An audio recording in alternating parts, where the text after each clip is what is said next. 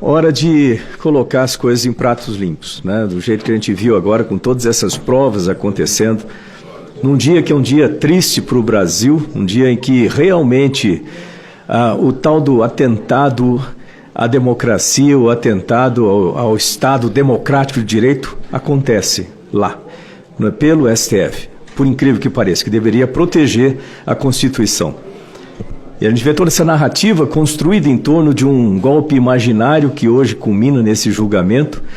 E nós estamos aqui, ao mesmo tempo, levantando provas de que tudo aquilo que aconteceu lá foi falso. Tudo aquilo que aconteceu foi fraude.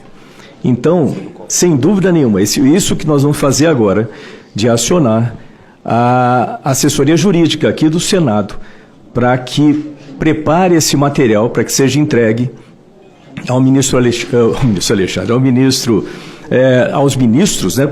Primeiro Barroso, né, que é importante ele saber lá também, né? É importante trazer esse material também para a imprensa, para que a imprensa coloque, embora eles não tenham muita vontade, aparentemente, de mostrar a verdade aqui no Brasil. E é bom lembrar o seguinte, que essa mesma assessoria jurídica que vai fazer essa análise desse material aqui no Senado, também é responsável. Essa parte importante, é responsável por analisar o impeachment do ministro Alexandre de Moraes.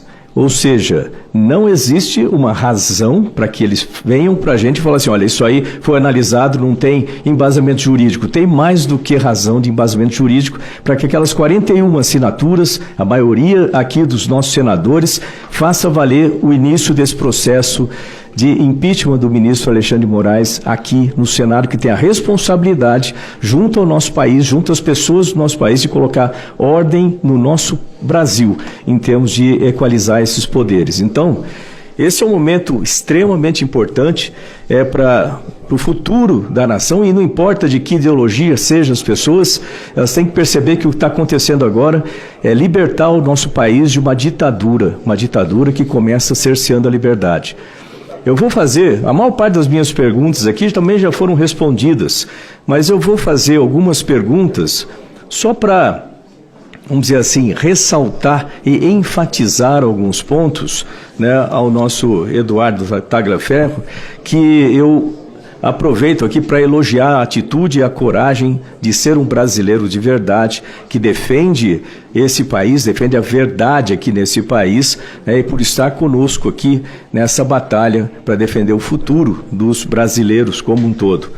Então, lembrando, eu vou fazer, viu, Eduardo, senhor Eduardo Tagliaferro, pode responder de forma sucinta, mas é só para colocar os pontos e certificar esses pontos aqui, ressaltar. Então, na primeira pergunta aqui, né, os atos de interferência do ministro Alexandre de Moraes começaram somente após os fatos de 8 de janeiro de 2023 ou já vinham sendo articulados antes, durante e logo após as eleições de 2022? Senador, um prazer falar com o senhor, obrigado pela pergunta. De fato, a gente está hoje diante de uma atrocidade jurídica, de um criminoso que está acabando com tudo.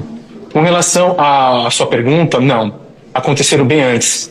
Eu percebi que, se o senhor colocar a data da minha nomeação, vai ver que o fato dos empresários ocorreu 1 ou 2 semanas após eu estar dentro do Tribunal Superior Eleitoral. E nessa primeira semana, eu já achei estranho o fato de ter somente assuntos, né, só material de direita, e nunca um de esquerda. Nunca recebi material de esquerda. Com o advento empresários, sim, eu tomei consciência e vi, opa, tem coisa errada, então deixa eu me proteger a minha família e sair do perfil de um perito para um perfil de um infiltrado e tentar coletar o máximo de coisas possíveis. Então, desde que eu entrei eu acredito que, inclusive, antes disso, existe interferência de Alexandre de Moraes. 8 de janeiro foi só uma continuidade dos trabalhos dele. Obrigado.